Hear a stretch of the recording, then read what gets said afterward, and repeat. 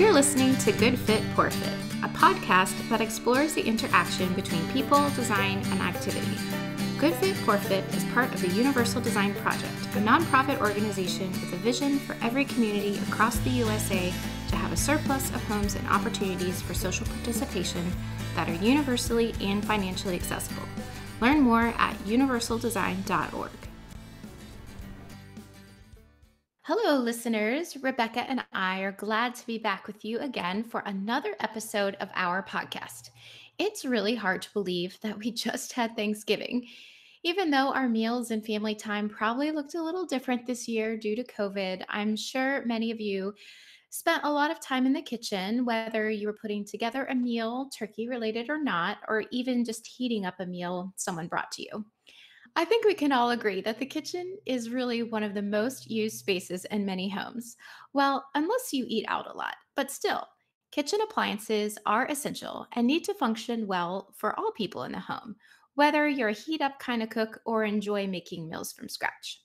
We are currently working on a design project within our organization, and our design advisors just finished reviewing the kitchen. Based on what we learned from their feedback, we discovered that the placements and types of appliances are really important to consider, and there are a lot of reasons why people feel one location is more functional than another.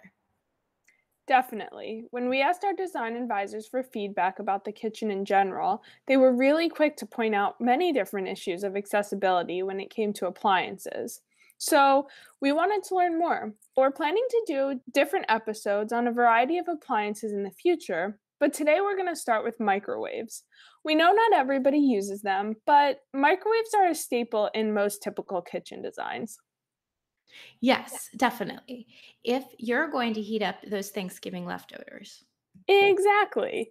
So we reached back out to our design advisors team and asked them specifically about the ideal height and door opening type for a microwave that would be a good fit for the widest variety of people.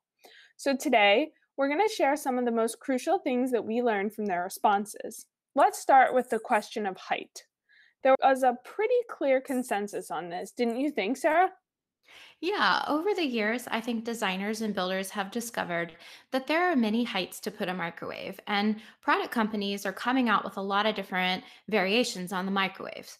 But most of our design advisors who have experience with disability themselves, or they may care for someone personally or professionally with a disability, they determine that having a microwave at the height of the countertop serves a wider range of people than mounted higher over the stove or under the counter. They felt that having it at a countertop height provides for the least amount of exclusion, as it allows children, people using wheelchairs, little people, and those who are average heights to easily reach while seated or standing. This height also makes it easy to slide food out and onto the counter, which could be safe and also easy for people who may have decreased strength. So, Rebecca, can you share what the other locations people could typically see microwaves in the kitchen? Sure. So, other heights that we were curious about were overhead, like over the stove, which I know is a really typical location, and then also lower down, nested among other lower cabinetry. And neither of these locations would really be as widely accessible as that countertop height, according to our design advisors. Overhead microwaves can be hard to reach and therefore potentially dangerous if you're reaching up without really being able to see what hot food you're reaching for. As someone who's relatively petite, I can certainly attest to this. Additionally, if you have decreased shoulder strength or range of motion, or if you're seated, those high microwaves can present a significant challenge. Oh, definitely. I've seen Scott grab random utensils to help fetch something out of a high microwave, and he really can't heat up anything with liquid in it, like drinks or soups, without risk of burning himself when trying to bring it down. This is also difficult for people who are shorter and have decreased hand function. Yeah. As far as the lowered microwaves go, though, on the other end, our design advisors also agreed that it might be awkward to reach down to retrieve food too. But this placement would be more widely usable than that raised placement nonetheless. Some design advisors also noted that this lowered placement may look tidier than a countertop microwave and take up less space. Yes, I grew up in the days of microwave carts, so I get that statement of it looking tidier underneath the countertop than on top of it. But at countertop height, it doesn't necessarily mean that it has to be sitting on the counter. It could be built into some cabinetry too. Overall, I think it's really important to consider individual needs and the variety of people who may use a home. And while many people advocate for an under the counter microwave, some of our design advisors included, I could see where it would be difficult for some people to use it easily. A good point another design advisor mentioned was that many people often think that the lower the better, especially when considering people that use wheelchairs. But it's important to remember that when trying to make something universally designed, we need to focus on everyone who could use the space. And we can't forget about people who are taller or those who struggle to bend down or even reach high or low. So, somewhere in the middle seems the most universal.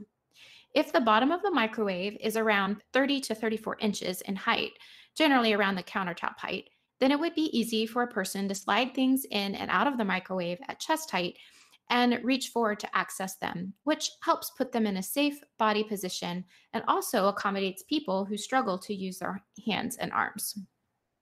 That's a great point about sliding things in and out of the microwave. And it's actually a really good segue into our next area of interest. And that is the microwave door opening. In exploring this topic with our design advisors, we learned that microwave doors that open to the side, as most do, are widely usable. For the majority of people, this type of door doesn't create a lot of barriers. As our design advisors noted, this type of door swing allows people to safely position themselves squared up, facing the microwave, in order to access food without having to rotate their trunk or torso. This configuration also lets people take food out and put it directly on the counter. With this type of door opening, people are able to get close to the microwave, and that promotes safety when handling hot food. There are also a few other door configurations we asked our design advisors about, including doors that pull open like a drawer, as well as those that pull down and open like an oven or toaster oven. Our design advisors explained that drawer microwaves could be difficult because they require things to be lifted out. This could be hard for those with limited strength, movement, or sensation in their hands to manipulate items safely, especially if they're hot. Perceptual issues could make it hard for people to know what could fit in that type of drawer microwave as well.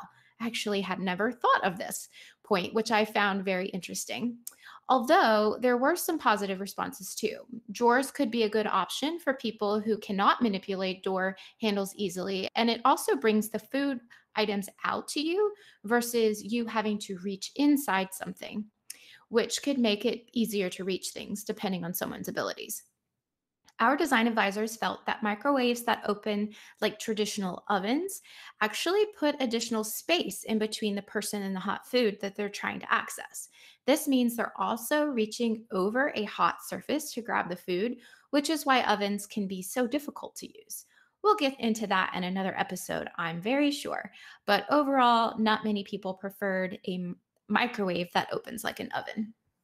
I think that makes perfect sense. I also know that some microwaves these days can even come with tap to open features, and perhaps someday there will even be gesture based microwaves similar to automatic sinks in public bathrooms. But anyway, we also asked our design advisors about other important considerations when it comes to microwaves, and we got a lot of useful tips. Of course, it's important to consider the types of handles and buttons when selecting a microwave, thinking about how big it is, if it will fit your needs, and if it's easy to open and use is basic microwave selection 101 as well.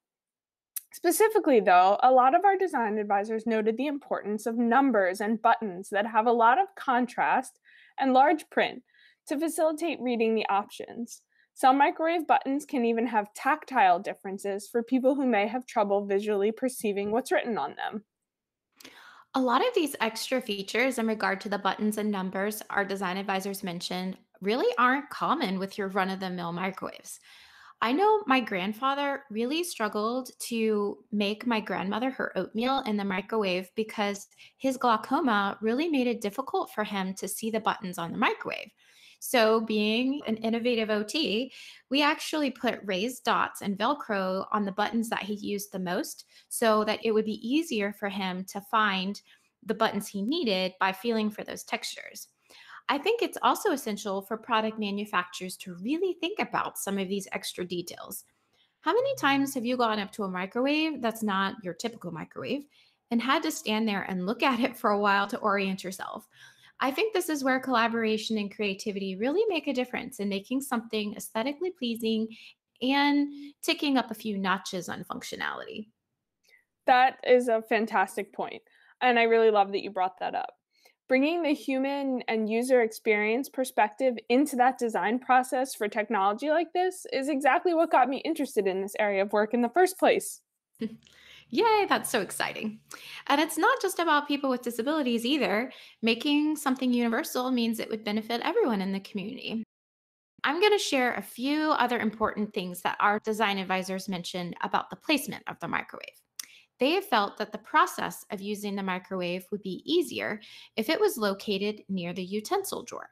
That way, the tools you need for stirring the hot food from the microwave are close. This also could include a place to keep oven mitts, so you're not tempted to try and carry something hot when you can easily reach something to protect your hands.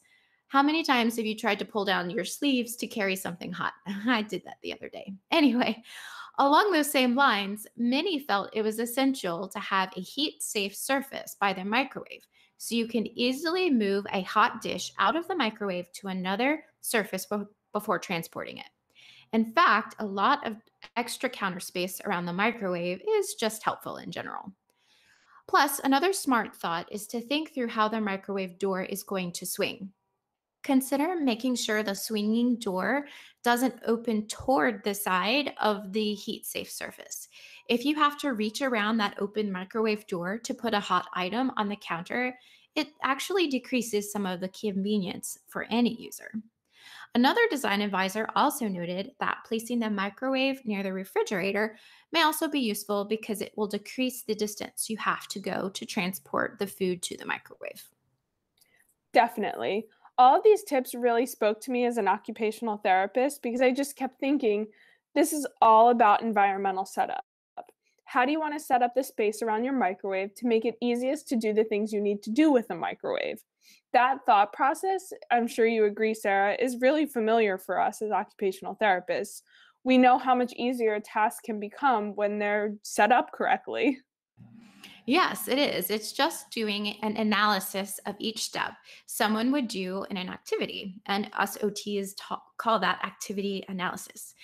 This gets interesting with our work at our organization because we're trying to think through that for each potential person that may use the space with any type of impairment.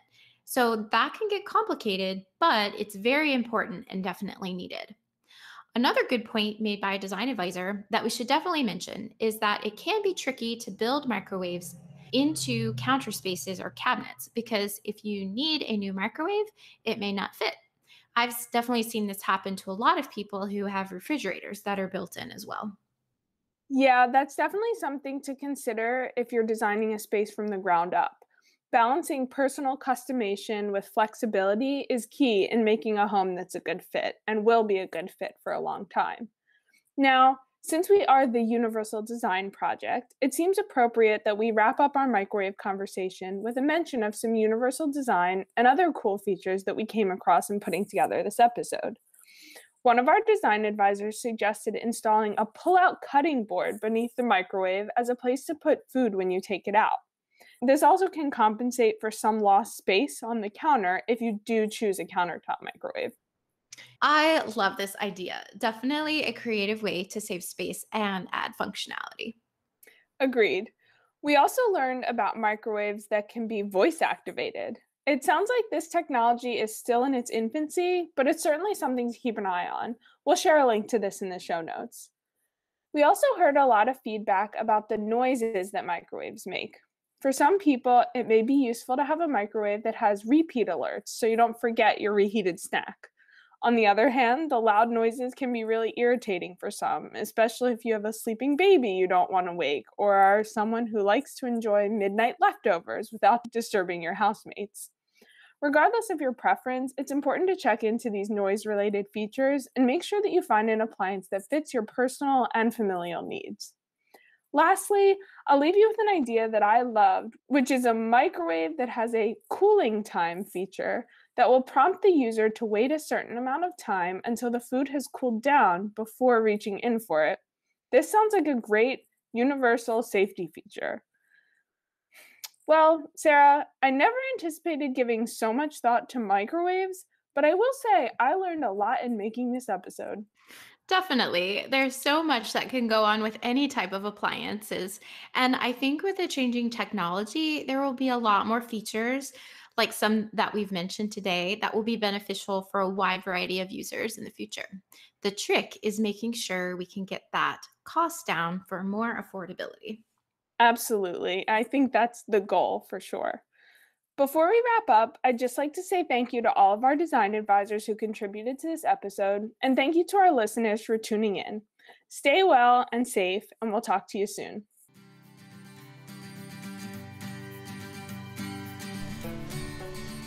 Thanks for listening to Good Fit, Poor Fit. I'm your host, Sarah Pruitt, Program Director and Occupational Therapist at the Universal Design Project.